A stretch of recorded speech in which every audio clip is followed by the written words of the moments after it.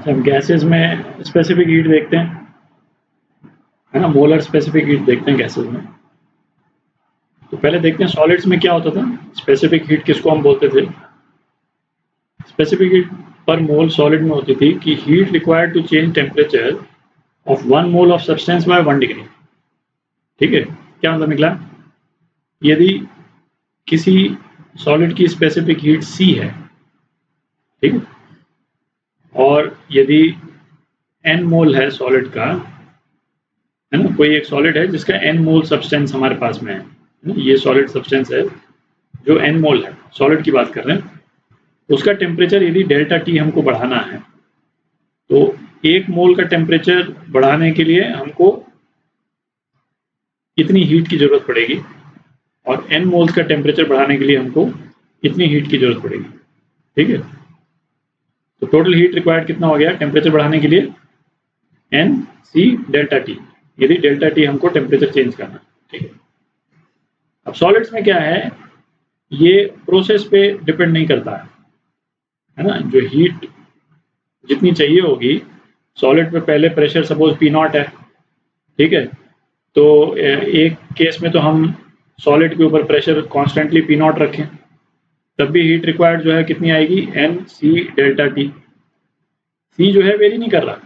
अच्छा, दूसरे किसी एक प्रोसेस से करें जहाँ पे प्रेशर जो है शुरू में तो P0 रखें और बाद में घटा करके सपोज P0/4 कर दें सपोज, तब भी हीट रिक्वायर्ड क्या होगी टेम्परेचर चेंज करने में सॉलिड में?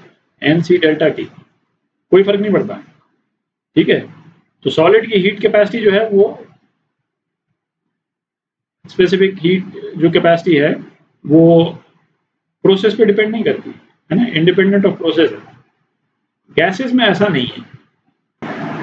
तो यदि गैसेस में हम देखें, सपोज एक ये पॉइंट है .1, है ना, ये मैंने आइसोथर्म बनाए, 2 आइसोथर्म बनाए, है ना, इस वाले कर्व पे टेम्परेचर T1 है और ऊपर वाले कर्व पे टेम्परेचर T2 है।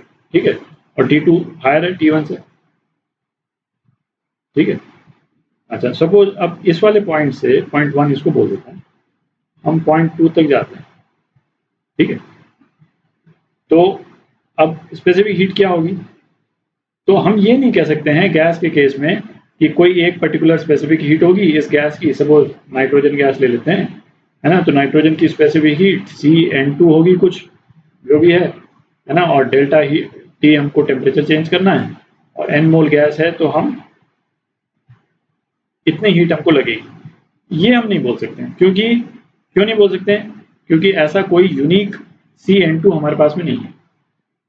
ठीक है, क्योंकि इसमें क्या है, इस वाले केस में 1 से 2 पहुंचने के 1000 तरीके हो सकते हैं। एक तरीका ये हो गया, एक तरीका ये हो गया, एक तरीका ये हो गया, है ना, हजारों तरीके हो सकते हैं, और इस हजारों तरीकों में हर तरीके में हीट रिक्वायर्ड डिफरेंट होगी। ठीक है, ये पहला तरीका है, दूसरा, तीसरा, चौथा, इन चारों तरीकों में हीट डिफरेंट होगी। ठीक है, और हीट डिफरेंट होगी तो हीट कैपेसिटी भी, ये स्पेसिफिक हीट जो है वो भी डिफरेंट हो जाएगी। ठीक है, हर केस में जो स्पेसिफिक हीट है, स्पेसिफिक हीट पर मोल डिफरेंट हो जाएगी। ठीक है, तो अब है कि इतनी ढेर सारी स्पेसिफिक हीट्स हैं हमारे पास में, तो हर प्रोसेस के लिए अलग अलग हम स्पेसिफिक हीट जो है कैलकुलेट करें उसका मतलब नहीं बनता है। तो दो इंपॉर्टेंट प्रोसेस हैं जिसकी स्पेसिफिक हीट जो है वो इंपॉर्टेंट है, वो हमको मालूम होनी चाहिए। तो 2 स्पेसिफिक हीट कौन कौन सी हैं? 2 इंपॉर्टेंट प्रोसेस हैं, है ना, एक तो है आइसोकोरिक प्रोसेस, है ना, सो कांस्टेंट वॉल्यूम। तो कांस्टेंट वॉल्यूम वाले प्रोसेस में जो स्पेसिफिक हीट है उसको हम बोलते हैं specific heat at constant volume. ठीक है, और दूसरा इंपॉर्टेंट प्रोसेस है constant pressure process, isobaric process. ठीक है, उसको हम बोलते हैं specific heat at constant pressure. तो इन दोनों को हम जो है गैसेस में ये specific heat at constant volume और कांस्टेंट प्रेशर क्या होती है ना, वो हम निकालेंगे। ठीक है, तो वो निकालते हैं। तो अब हम निकालते हैं CV, स्पेसिफिक हीट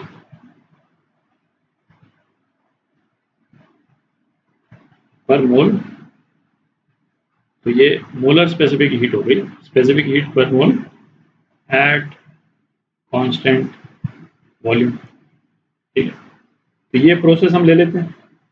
गैस जो है वो पॉइंट नंबर 1 से पॉइंट नंबर 2 गई, सेम वॉल्यूम रहा थ्रू आउट। ठीक है, और सपोज n मोल्स हैं अपने पास में, गैस के n मोल्स, तो हीट कितनी लगेगी? जो thermodynamic, first law of thermodynamics में हमने क्या देखा, हीट जो है वो एक तो इंटरनल एनर्जी चेंज करेगी, प्लस गैस वर्क करेगी। ठीक है, किसी भी गैस को टोटल हीट सप्लाइड की ये इक्वेशन होती है। ये तो हर प्रोसेस में, हर केस में ये एप्लीकेबल है। ठीक है, साइड के जो दोनों वेरिएबल्स हैं उसको एक एक करके कैलकुलेट करते हैं। पहला तो हो गया वर्क डन। वर्क डन क्या होता था, बेस इक्वेशन पीडीवी V1 से V2। ठीक है, इसमें तो V1 और V2 बराबर है, ये कितना हो जाएगा, 0। आइसोकोरिक प्रोसेस में वर्क डन 0 है। ठीक है, अच्छा, चेंज इन इंटरनल एनर्जी निकालना है, तो इंटरनल एनर्जी होती क्या थी, F ये, और n मोल्स है तो n मोल्स के लिए हम निकाल रहे हैं, n से मल्टीप्लाई भी हो जाएगा, इंटू RT/2।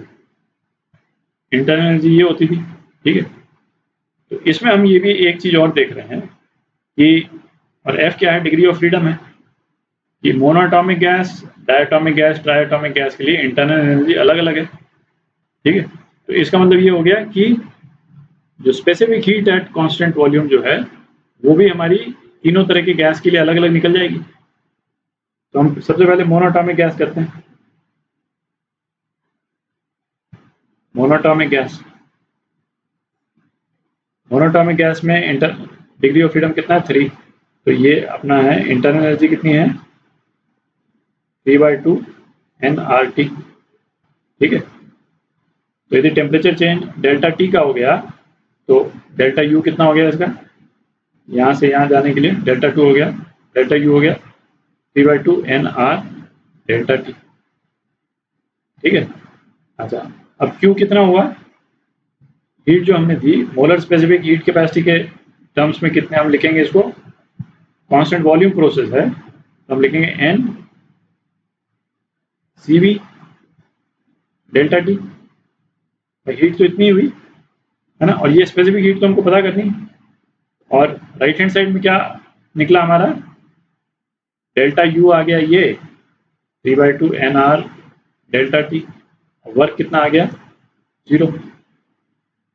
तो CV कितनी आ गई, 3/2 R। और ये क्या है, स्पेसिफिक हीट कैपेसिटी पर मोल, है ना, या molar heat, molar specific heat, दोनों एक ही चीज है, स्पेसिफिक हीट कैपेसिटी पर मोल या मोलर स्पेसिफिक हीट। तो यहाँ पे अलग से लिख लेते हैं मोनोएटॉमिक के लिए जो भी हमने निकाला, मोनोएटॉमिक स्पेसिफिक हीट कैपेसिटी पर मोल 3/2 R। ठीक है, डायटॉमिक का क्या होगा, डायटॉमिक गैस को देखते हैं। तो इंटरनल एनर्जी क्या हुई डायटॉमिक गैस की, n, डिग्री ऑफ फ्रीडम 5 है तो ये 5/2 हो जाएगा, 5/2 RT।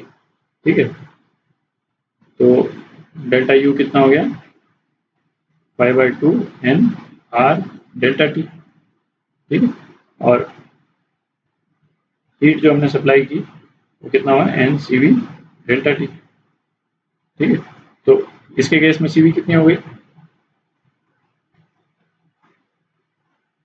NCV डेल्टा टी कितने के बराबर हो गया, 5/2 nR डेल्टा टी प्लस 0। ठीक है, डायटॉमिक के लिए। तो इसके केस में कितना हो गया, CV 5/2 R। ये है पर मोल है ना, इसको ध्यान रखें, ये पर मोल है। तो अब हम डायटॉमिक के लिए लिख सकते हैं, तो यहाँ लाल में ले लेते हैं, डायटॉमिक गैस के लिए CV कितना हो गया, 5/2 R। ठीक है। और इसी तरह से आप ट्राइटॉमिक के लिए भी ले सकते हैं। ट्राइटॉमिक के लिए हम निकाल लेंगे। तो ट्राइटॉमिक के लिए क्या हो गया, Cv हो गई 3R। ठीक है, इसी प्रोसेस से हमको निकालना है, इसी प्रोसेस से हम निकालेंगे। ये मोलर स्पेसिफिक हीट है सारी। ठीक है, और अब दूसरी इंपॉर्टेंट स्पेसिफिक हीट कौन सी थी, Cp, specific heat at constant pressure. तो इसको निकालते हैं, नेक्स्ट वीडियो में निकालते हैं इसको।